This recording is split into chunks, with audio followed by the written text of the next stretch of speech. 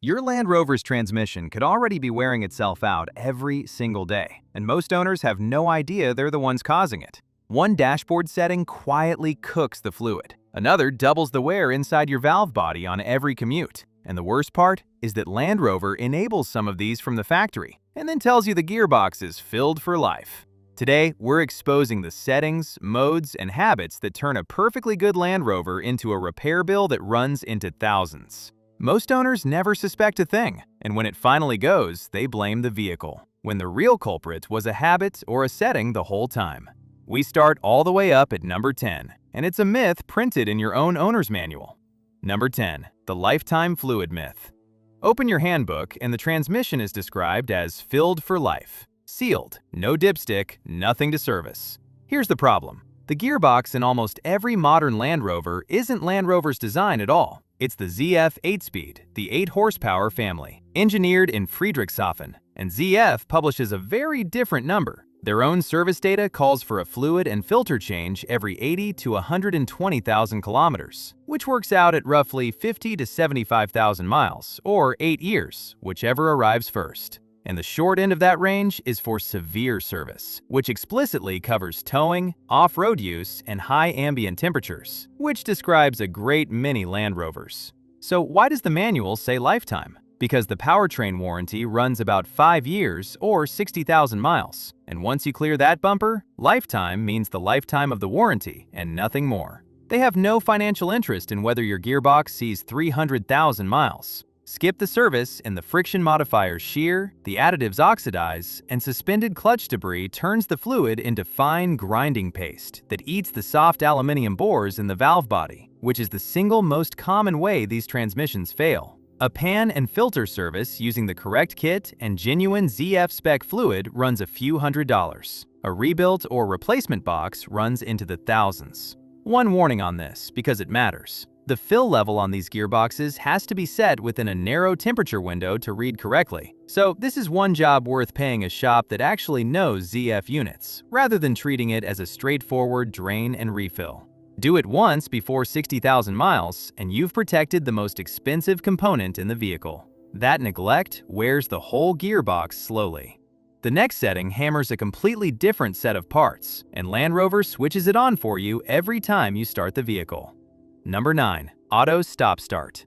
Every modern Land Rover wakes up in stop-start mode by default, killing the engine at every red light to trim emissions. In dense city traffic, that's a genuine fuel saving in the range of 5 to 12%, but it comes with a hidden tax on your driveline.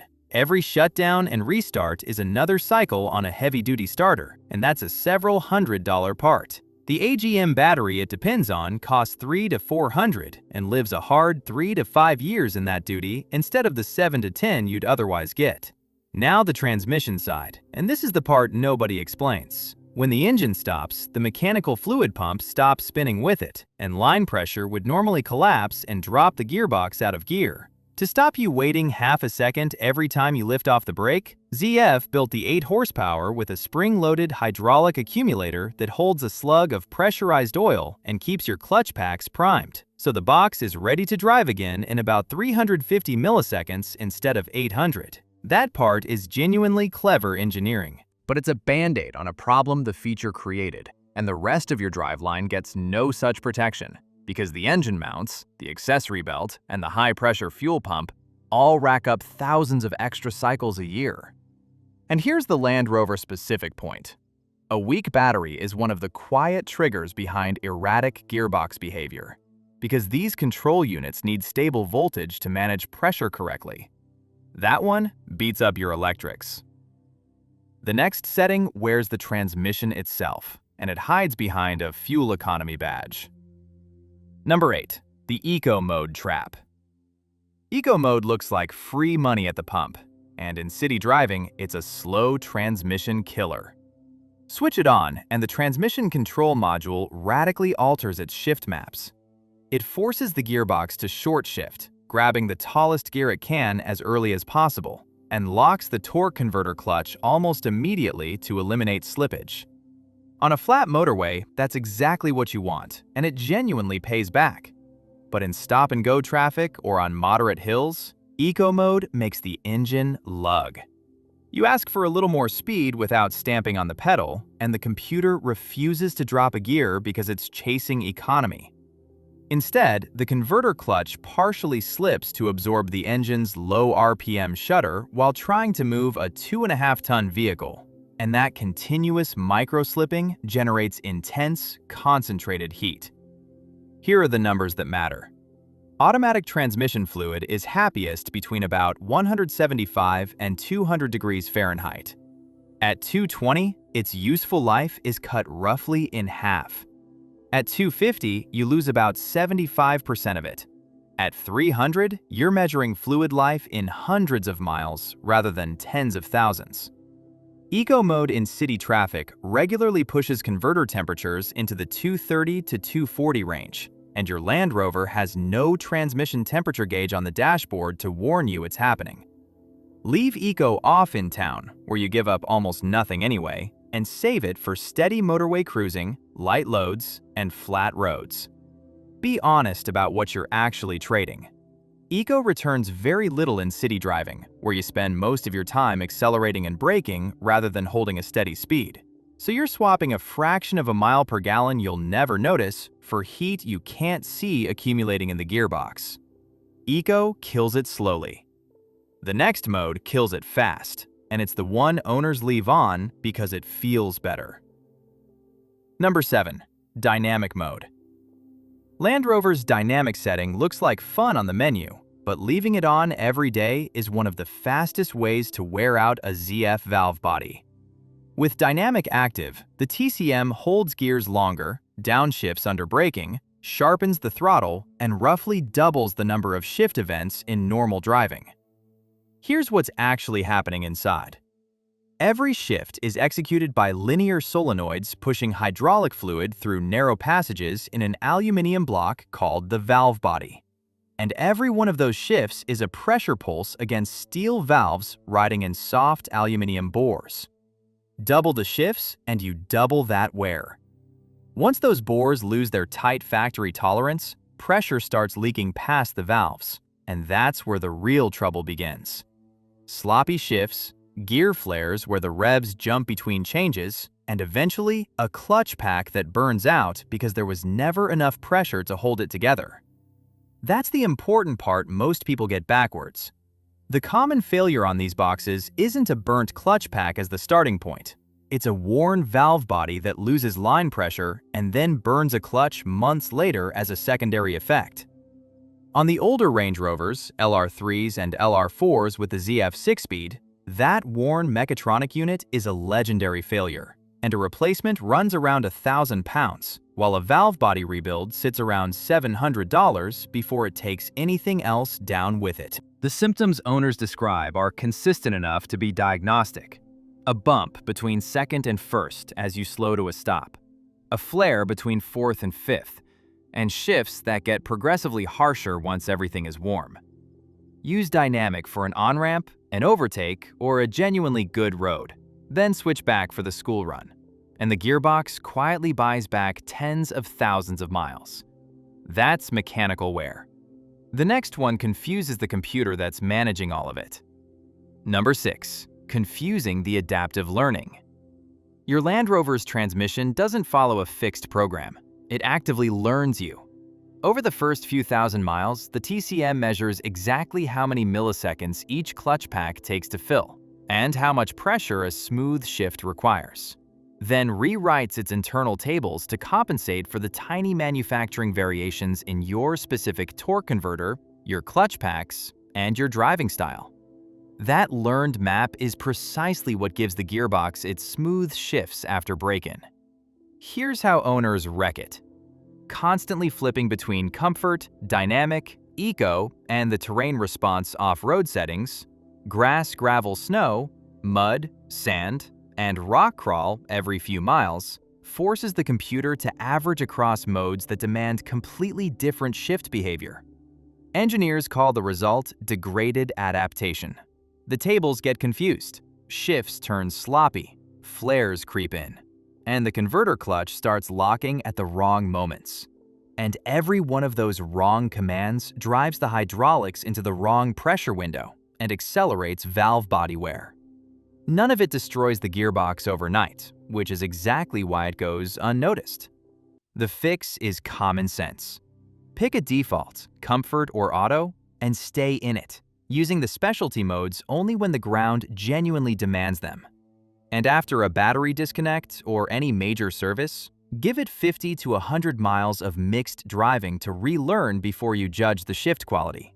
Because a freshly reset transmission always feels wrong at first. That's the computer confused over thousands of miles.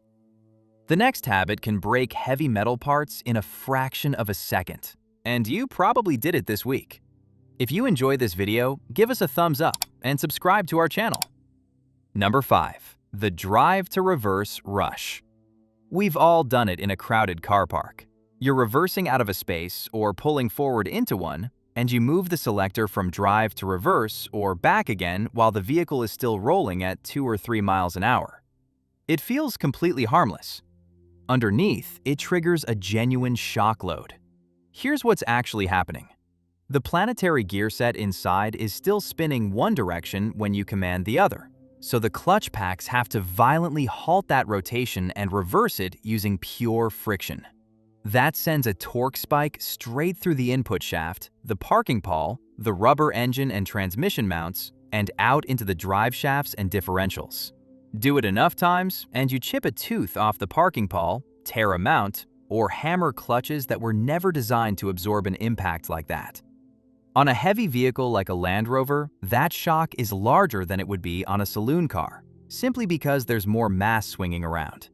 Torn transmission mounts are a few $100s in parts before labor, and pawl or internal damage is a gearbox out job that runs into the thousands. The fix is the easiest thing on this entire list, and it's completely free. Come to a complete dead stop with your foot firmly on the brake. Pause 1 full second to let the hydraulic pressures settle, and only then move the selector. 1 second of patience instead of a driveline shock every single time you park. It sounds trivial written down, and it's the cheapest insurance on this entire list. That's impatience. The next one is a myth your grandfather passed down, and on a modern Land Rover, it does nothing but add wear. Number 4. Coasting in neutral. Coasting in neutral is one of the oldest myths in driving. The old-timers swear it saves fuel down a long hill, and the mechanics shout back that you'll starve the gearbox of oil. On a modern Land Rover with the ZF 8-speed, both sides are wrong. Take the lubrication scare first. It dates to the carbureted era, when some transmissions ran their pump off the output shaft. The 8 horsepower runs a chain-driven pump tied directly to the torque converter hub, so as long as the engine is turning at idle or above, fluid is circulating, and neutral does not starve it of oil at all. But there's no upside either, and here's why. Modern Land Rover engines use deceleration fuel cutoff, so coasting downhill in gear with your foot completely off the accelerator burns literally zero fuel, because the injectors are commanded shut while the wheels spin the engine. Drop into neutral and the engine falls back to idle, which actually burns a small amount of fuel just to keep itself turning. You are spending fuel to perform a trick meant to save it, and that's the exact opposite of what you were told. Then there's the wear cost. When you slide back into drive at 40 or 50 miles an hour, the transmission must slam the correct clutch pack home while the input and output shafts are spinning at very different speeds. And that apply event is considerably harder than any normal upshift. Add the safety factor, which is no engine braking and no instant throttle response if you suddenly need to move, and there is nothing left to gain anywhere. Keep it in drive, let the computer cut the fuel for you, and protect your clutch packs. That habit chips away at it. The next one can wreck an expensive driveline on dry tarmac in a single turn. Number 3. Low range and locked diffs on dry pavement. This one is 2 mistakes with the same cause, and both are pure Land Rover. First, low range. Under your vehicle is a 2-speed transfer box, and low range is meant to be selected at a crawl, nearly stopped, gearbox in neutral, then select. Try to force it in while you're still rolling at 15 or 20 miles an hour, and the engagement collar, the shift fork, and the chain absorb the entire impact at once, because low range wants those internals turning at a completely different speed than the road wheels. That's chipped teeth, a stretched chain, and in the worst case, a cracked case, all traded against 10 seconds of patience at a trailhead. Second, and this is the one owners genuinely misunderstand, Unlike a part-time truck, your Land Rover has a center differential, which is exactly why it can drive all four wheels on tarmac without complaint, because that center diff slips internally to let the front and rear axles turn at their naturally different speeds through a corner. But certain terrain response settings, sand and rock crawl especially, deliberately lock that center differential, and on vehicles with the off-road pack, they lock the rear E-diff too. Leave one of those engaged on dry pavement and the physics turns against you. In a turn, the front wheels need to travel a longer arc than the rear, but a locked center diff forces both drive shafts to spin at exactly the same speed. They can't, so the driveline binds. You feel it as a shudder or a crow hop in tight corners. What you don't feel is the load stacking up inside the transfer case, the prop shafts and the diffs, wearing all of them fast. On dry or even wet tarmac, leave it in comfort or auto and let the system decide, because that's precisely what it was designed to do. Save sand, mud, and rock crawl for the loose, slippery ground they were built for. On the road, a locked differential isn't traction, it's damage. That grinds you down over months. The next two are about heat, and heat is what actually kills these gearboxes. Number 2. Letting it hunt on climbs. Modern 8-speed transmissions are engineered to reach their tallest, most economical overdrive gear as quickly as possible, because that's what fuel economy standards reward. On a flat road with no load, that works beautifully. Put the vehicle under strain though, a long motorway gradient, a strong headwind, a full car and a roof box, and the transmission starts cycling. It shifts up into 8th, can't hold it under the load, drops back to 7th, then reaches for 8th again, over and over. That behavior is called gear hunting, and it is genuinely destructive. Every single one of those shifts happens under load, which means the clutches must momentarily slip to smooth the transition. And every slip is friction, and friction is a spike in fluid temperature. This is one of the fastest ways to build heat in a Land Rover without doing anything that feels remotely aggressive. Here's how you catch it. If you're on a long climb and you can hear the engine note constantly rising and falling, or you can see the tachometer wandering up and down every few seconds, the gearbox is hunting, and you need to intervene manually. Move the selector across into the manual position, or use the command shift paddles, and cap the top gear so it can't reach for overdrive. Holding a single stable gear stops the hunting instantly, keeps the engine in a steadier band where it isn't struggling, cuts the converter slippage, and drops internal temperatures significantly. The instinct most drivers have here is exactly backwards, because leaving it alone in drive under load feels like the kind thing to do, and isn't. And that brings us to number 1, the habit that cooks a Land Rover gearbox faster than everything else on this list combined. Number 1. Towing without capping the gears. Towing in plain drive, with nothing telling the gearbox it's under load, destroys more Land Rover transmissions than every other item here put together. Hook up a caravan, a horse box, or a loaded trailer, and you're asking a transmission calibrated for the vehicle alone to move double or triple the weight it expected. Left to itself, the computer will still chase the tallest gear to save fuel, causing exactly the hunting we just covered, but now with real weight behind it. Within half an hour of motorway towing like that, on any long gradient or hot day, converter temperatures can climb past 250 degrees Fahrenheit, where fluid life collapses by around 75% and the friction material begins to bake off the steel plates. Add a few thousand miles of that, and you're looking at a rebuild. Now here's the part most Land Rover owners don't realize. Your vehicle doesn't have a big tow haul button like an American pickup. What it has is a manual override, and almost nobody uses it. Use Command Shift or the paddles to cap the top gear. Hold it in 5th or 6th, and the box stops hunting and stays in a gear that keeps the converter locked and the heat down. Watch your transmission temperature on the driver display if your vehicle shows it, and ease off or pull over if it climbs past about 230. And if you tow more than a couple of times a year, throw the filled for life myth in the bin and service the fluid every 30 to 50,000 miles instead. A few $100s of fluid beats a gearbox that costs thousands every single time. And that's the difference between a Land Rover that dies at 100,000 miles and one that keeps going long past it.